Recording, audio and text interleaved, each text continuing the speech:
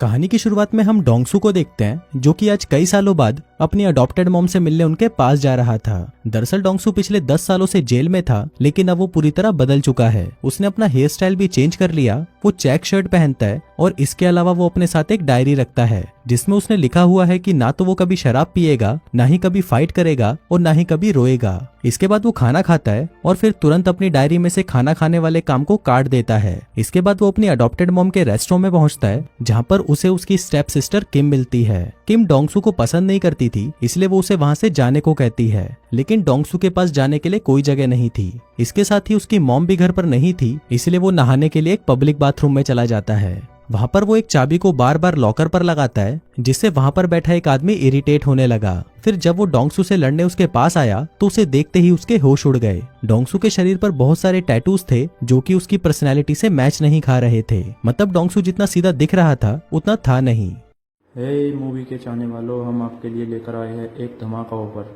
Netflix और Amazon पर भारी भरकम छूट आपके सामने। पर हमें पता चलता है कि डोंगसू भी पहले एक गैंगस्टर था, लेकिन अब उसने क्राइम की दुनिया को छोड़ दिया है। अब डोंगसू को देखते ही टॉम कांपने लगता है, लेकिन डोंगसू तो यहाँ पर बस अपने पुराने दोस्त को हेलो बोलने आया था। इसके बाद वो इस इलाके के दूसरे गैंगस्टर जॉन के पास जाता है, और वो भी डोंगसू का पुराना दोस्त था। दोस्तों, एक टाइम था जब टॉम और जॉन डोंगसू के आगे दुम हिलाते थे, लेकिन वक्त अब पूरी तरह बदल चुका था। खैर, डोंगसू से बाय बोलकर वहां से चला जाता है, लेकिन तभी जॉन डोंगसू के पीछे अपने आदमी लगा देता है। दरअसल वो ये जानना चाहता था कि कभी शहर पर राज करने वाला डोंगसू आज इतना शरीफ कैसे बन गया। फिर शाम को डोंगसू घर आ जाता है, जिसे देखते ही उसकी माँ बहुत खुश होती है। भले ही डोंगसू उसका सगा बेटा नहीं था, लेकिन उसकी माँ उसे सगे बेटे से भी ज्यादा प्यार करती थी। फिर डिनर के दौरान वो उसे अपने हाथों से खाना खिलाती है, जिसके बाद किम उसे यहाँ पर रहने के नियम बताती है। वो कहती है कि मैं बर्तन साफ करूंगी और तुम झाड़ू लगाओगे, और जब मैं पढ़ाई करूंगी तो तुम पोछा मारोगे और हमारे कुत्ते को खाना खिलाओगे। अब डोंगसू को उसकी ये शर्त अच्छी तो नहीं लग रही थी, लेकिन वो उसकी सारी शर्तें मान जाता है।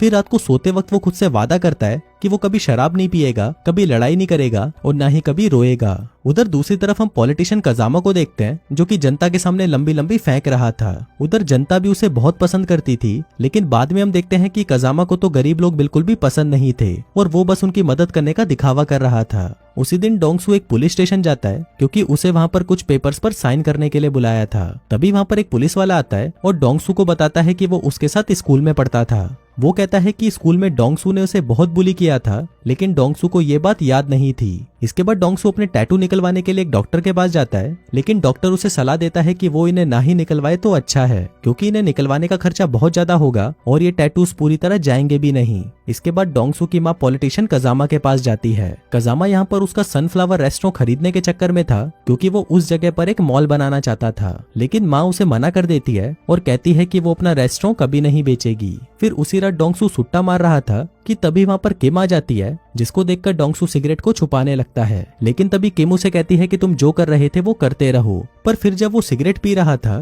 तो किम उसे कहती है कि उसे सिगरेट की स्मेल बिल्कुल भी पसंद नहीं है, जिसके बाद उसने लड़ाई और शराब के साथ साथ सिगरेट भी छोड़ दी। अब डोंगसू एक गैराज में काम करने लगा था, और वहीं उसका पुलिस वाला दोस्त ये देखकर अपने साथी को कहता है कि ये वही डोंगसू है जिससे शहर के बड़े बड़े गैंगस्टर डरा करते थे। वो कहता है कि डोंगसू जब शराब पी लेता था तो वो पागल हो जाता था। एक दिन ऐसे ही उस पर 6 लोगों ने हमला कर दिया, लेकिन डोंगसू ने अकेले ही सबको मार गिराया। इसके बाद जब डोंगसू जेल गया तो सबको लगा कि टॉम और जॉन इस शहर पर राज करेंगे, लेकिन तभी एंट्री हुई पॉलिटिशियन कजामा की और उसने धीरे धीरे पूरे शहर पर कब्जा कर लिया, जिसके बाद टॉम और जॉन कजामा के नौकर बन गए।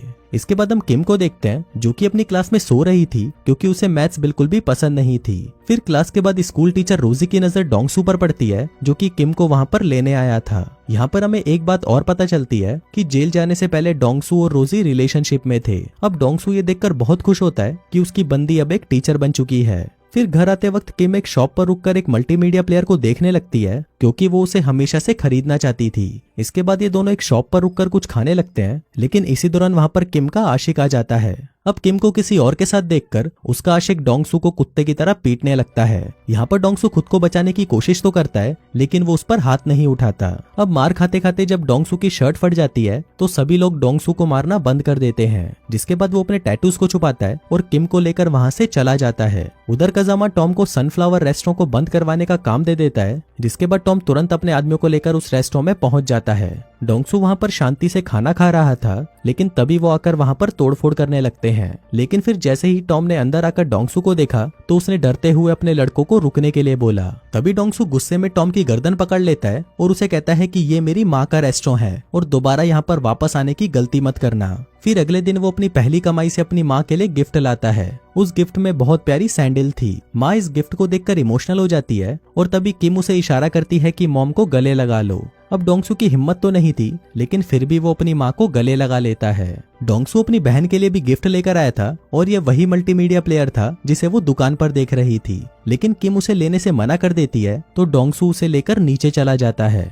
फिर कुछ देर बाद किम उसे चाय देने आती है, जिसके बाद वो एक हाथ से उसे चाय देती है और दूसरे हाथ से वो गिफ्ट उससे ले लेती है। अगले दिन किम के हाथ डोंगसू की डायरी लग जाती है, जिसके अंदर फैमिली के साथ पिकनिक पर जाना लिखा हुआ था। किम कहती है कि चलो सबसे पहले यही करते हैं, जिसके बाद वो लोग पिकनिक पर जाकर बहुत एंजॉय करते हैं। उधर कजामा का राइट हैंड बाइजुंग डोंगसू का बहुत अच्छा दोस्त था और वो डोंगसू को बताता है कि कजामा उसकी मॉम की दुकान को लेना चाहता है ताकि वो वहाँ पर एक मॉल बना सके। फिर अगले दिन टॉम रेस्टोरेंट में आकर तोड़फोड़ मचाने लगता है और साथ ही वो डोंगसू की माँ पर हाथ उठाता है। उधर पुलिस वाले भी खड़े थे, लेकिन वो उन्हें सिर्फ देख रहे थे। फिर जब डोंगसू को ये बात पता चली तो वो सीधा कजामा के पास गया और उसे बताया कि मैंने फाइट करना छोड़ दिया है, तो प्लीज मुझे दोबारा वही जिंदगी जीने के लिए मजबूर मत करो। लेकिन कजामा को उसकी बात से कोई फर्क नहीं पड़ता और वो उसे इग्नोर कर देता है। फिर कुछ देर बाद कुछ गुंडे गैराज पर आते हैं और डोंगसू को कुत्ते की तरह पीटना शुरू कर देते हैं। डोंगसू चुपचाप मार खाता है और वो गुंडे उसे पीट कर वहाँ से चले जाते हैं। फिर शाम को जिसने डोंगसू को पीटा था वो उनके रेस्टोरेंट में आता है और डोंगसू की माँ को कहता है कि जिसने तुम्हारे बेटे को मारा तुमने उसे ही गोद ले लिया। अब ये सुनकर माँ और किम को झटका लगता है और उन्हें पता चलता है कि 10 साल पहले डोंगसू ने उसके बेटे चॉय को मारा था और इसी जुर्म में उसे 10 साल की सजा हुई थी। फिर रात को किम छत पर आती है, जहाँ पर डोंगसू उसे कहता है कि वो यहाँ से जा रहा है, लेकिन किम उसे यहाँ से जाने से मना कर देती है और कहती है कि उसका असली भाई पैसों के लिए उसे और उसकी माँ को मारा करता था, इसलिए उसका इस दुनिया से जाना ही सही था। किम कहती है कि वो उसका भाई बनकर यहीं पर रहे। फिर अगले दिन किम का आशिक किम को ईंट से मारकर कोमा में पहुंचा देता है और ये काम उसने कजामा के कहने पर किया था।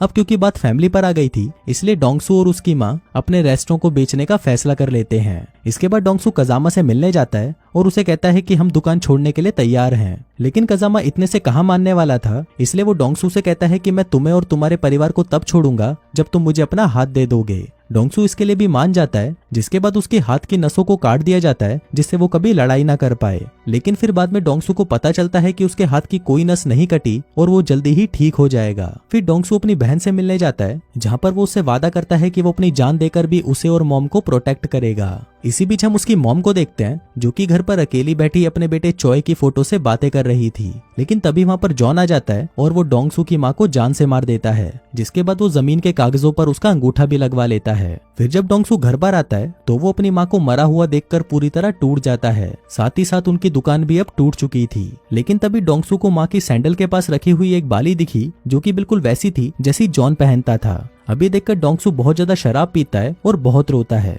इसके बाद वो ऑर्कल क्लब पहुंच जाता है, जहाँ पर कजामा के साथ साथ सारे गैंगस्टर्स भी मौजूद थे।